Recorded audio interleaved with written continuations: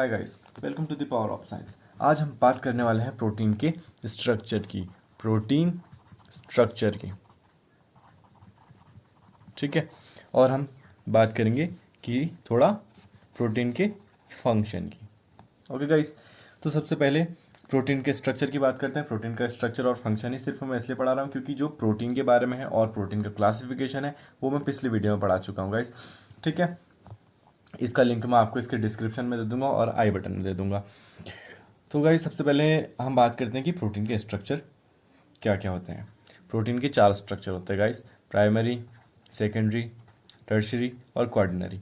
ये मैं बताऊंगा आपको बहुत ईजी ट्रिक से कि जिससे कि आपको एक बार में ही याद हो जाए, ठीक है गाइस। तो हम बात करते हैं प्राइमरी स्ट्रक्चर ऑफ प्रोटीन की। तो प्राइमरी स्ट्रक्चर, ओके गाइस। तो प्राइमरी स्ट्रक्चर क्या होता है गाइस?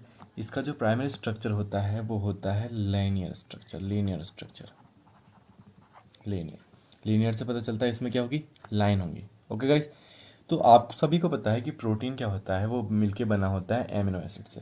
बहुत सारे एमिनो एसिड जो मिलके क्या बनाते हैं, प्रोटीन बनाते हैं। तो वैसे ही इसमें क्या होगा गाइस, NH2, ठीक है।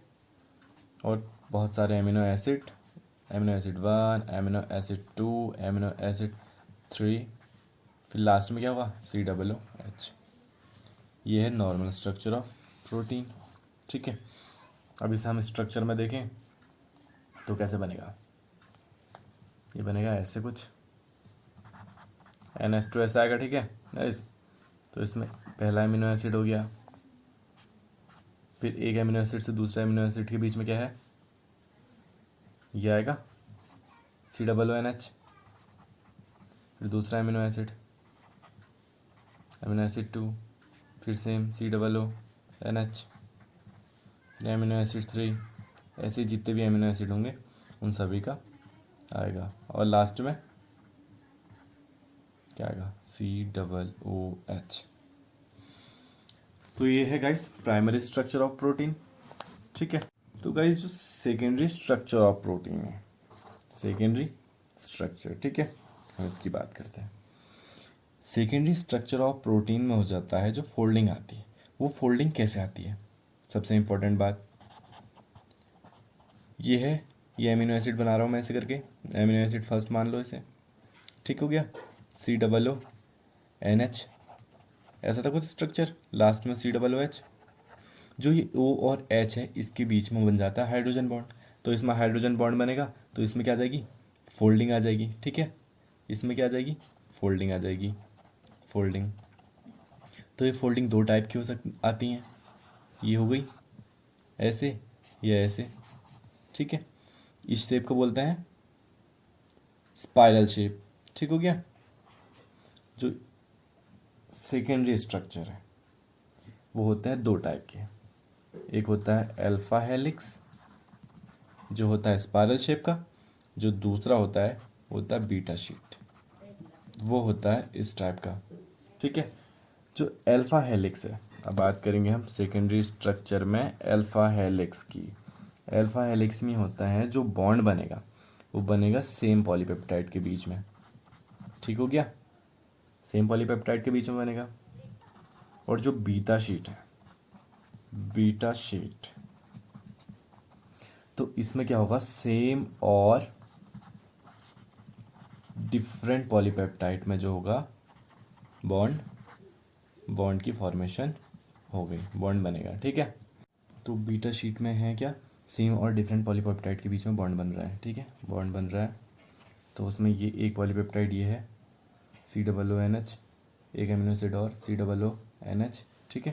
तो एक एमिनो एसिड, फिर यहाँ पर ऐसी जो दूसरी पॉलीपेप्टाइड आएगी चेन, वो किसकी, एमिनो एसिड की, उसमें भी यही होगा COONH, फिर दूसरा एमिनो एसिड, फिर क्या होगा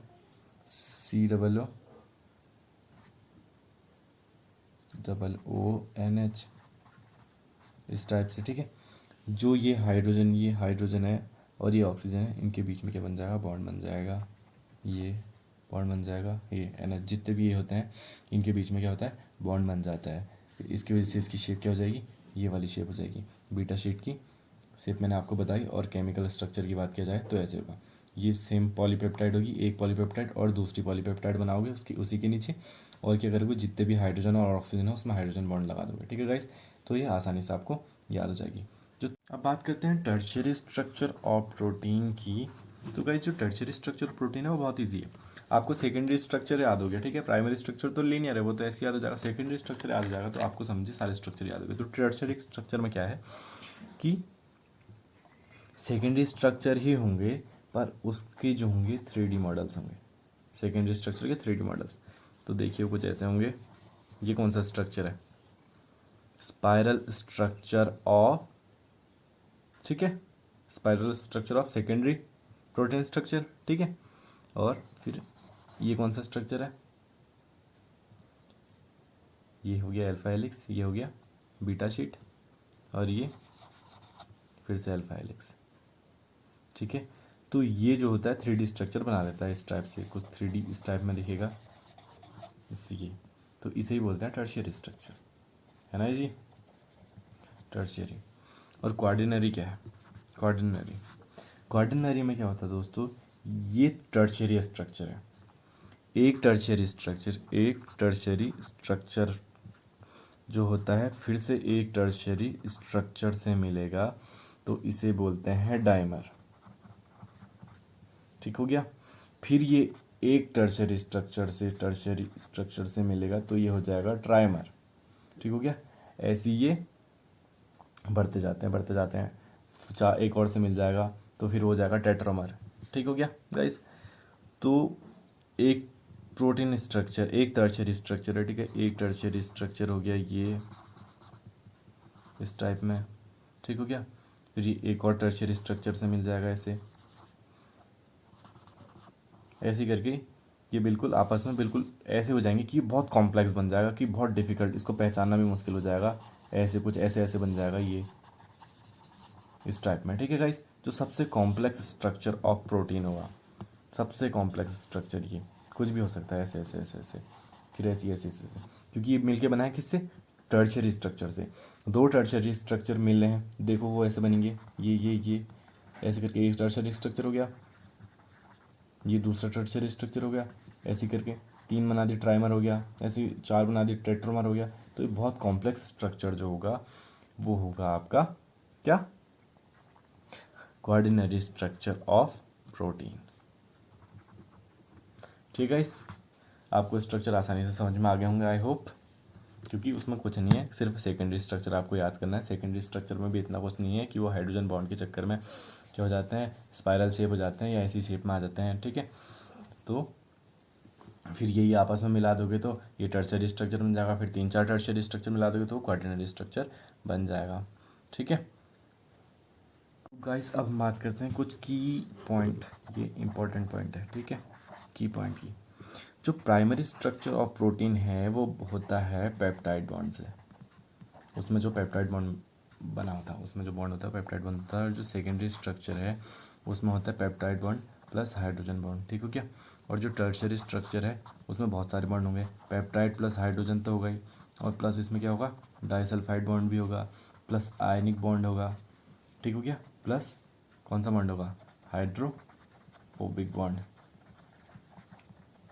बॉन्ड बॉन्ड ठीक हो गया गाइस। और जो इसका एक की पॉइंट और बताएं, एक की पॉइंट ये हो गया, एक की पॉइंट ये है कि जो सेकेंडरी स्ट्रक्चर ऑफ प्रोटीन है, सेकेंडरी स्ट्रक्चर है उसका जो कौन सा है, बीटा शीट है, वो हो सकते हैं दो टाइप की, वो अदर डिवाइड हो सकते हैं दो टाइप की। उसमें जो चेन होगी वो पैरेलल भी हो सकती है, पैरेलल भी हो सकती है, और एंटी पैरेलल भी हो सकती है। पैरेलल कैसे कह रहा हूँ मैं आपको, जैसे यहाँ से स्टार्ट है, NH2 से स्टार्ट होती है ना, NH2 से लास्ट में COOH में ख़त्म होती है। ठीक है, जो उसके साथ जो पॉलीपेप्टाइड जो अटैच होगी चेन, वो भी सेम ऐसी होगी, वो भी N से स्टार्ट होगी और C पे ख़त्म होगी। ठीक हो गया, NH2 से स्टार्ट होगी और COOH पे ख़त्म होगी। और वैसी एंटी पैरेलल में क्या है, N से स्टार्ट होगी एक पॉलीपेप्टाइड, और जो उससे जुड़ने वाली पॉलीपेप्टाइड है वो C यहाँ उल्टी भी हो सकती है, तो उसे बोलेंगे एंटी पैरेलल। जैसे कि इसका मान लिया एक NH2 हो गया यहाँ पर, इसमें एक एमिनो एसिड है, लास्ट में क्या हुआ, COOH हो गया, तो सेकेंड वाली में NH2 होगा, एक वो होगा, फिर COOH हो गया, तो ये क्या होगी, पैरेलल होगी, वैसी इसकी अपोजिट जो सी से स्टार्ट होगी और एन पे ख़त्म होगी वो होगी एंटी पैरेलल। अब हम प्रोटीन के कुछ फंक्शन देख लें। इससे कुछ मेजर फंक्शन जो मेनली क्या क्या करता है, मेन तो है एनर्जी सोर्स के लिए तो यूज़ होगा ही होगा, ठीक है। और ये क्या करता है, टिश्यू की बिल्डिंग करता है। जैसे मैंने पिछली वीडियो में बताया था कि जो प्रोटीन है वो क्या करता है, बॉडी बिल्डिंग में सबसे ज़्यादा काम आता है। बोलते हैं ना, जिम वाले भी बोलते हैं कि, और नॉर्मली तो बॉडी को उतना प्रोटीन चाहिए जितना बॉडी का वेट है उतने ग्राम प्रोटीन चाहिए। अगर आपको बॉडी बिल्डिंग करनी है तो आप क्या करोगे, जितनी आपकी बॉडी का वेट है, ठीक है, उससे दुगना प्रोटीन लोगे ग्राम में। जैसे कि आप 45 किलो के हो, 45 केजी के हो, तो आप 45 ग्राम तो नॉर्मली लोगे डेली लाइफ के लिए। प्लस अगर आपको बॉडी बिल्डिंग करनी है तो आप 45 और प्लस करोगे उसमें, ठीक है, तो आप कितना लोगे, 90 ग्राम प्रोटीन लोगे। ओके गाइस, तो क्या करता है, टिश्यू बिल्डिंग के काम करता है, और उसको अगर टूट जाए या डैमेज हो जाए उसको वापस मेंटेन करने के काम भी करता है, ठीक है। एक ये हो गया टिश्यू बिल्डिंग एंड इसके, और एक एनर्जी के हो गया। और ये काम करता है हार्मोन के प्रोडक्शन और एंजाइम प्रोडक्शन। ये मेन फंक्शन है जो मैं बता रहा हूँ आपको। और ट्रांसपोर्टेशन का सबसे अच्छा एग्जांपल क्या है गाइस, जैसे हीमोग्लोबिन है वो भी प्रोटीन है, ठीक है। हीमोग्लोबिन क्या है, प्रोटीन है, वो किसका ट्रांसपोर्ट करता है, ऑक्सीजन का ट्रांसपोर्ट करता है, ठीक है। ये सारे के सारे क्या हैं, मेजर फंक्शन है किस चीज़ के, प्रोटीन्स के। तो गाइस यहीं पे हमारी वीडियो ख़त्म होती है। हमने आज पढ़ा कि प्रोटीन के फंक्शन क्या होते हैं और प्रोटीन के स्ट्रक्चर क्या होता है। और अगर आपको इससे पहले वाली वीडियो देखनी जिसमें मैंने प्रोटीन को क्लासीफाई कर रखा है, वो बहुत ईजी में किया है, ठीक है गाइस, वो आपको एक बार देखिए तो आपको समझ में आ जाएगा गाइस। तो अगर आप उसे देखना चाहते हैं तो मैं उसको आई बटन में डाल दे रहा हूँ। Thank you.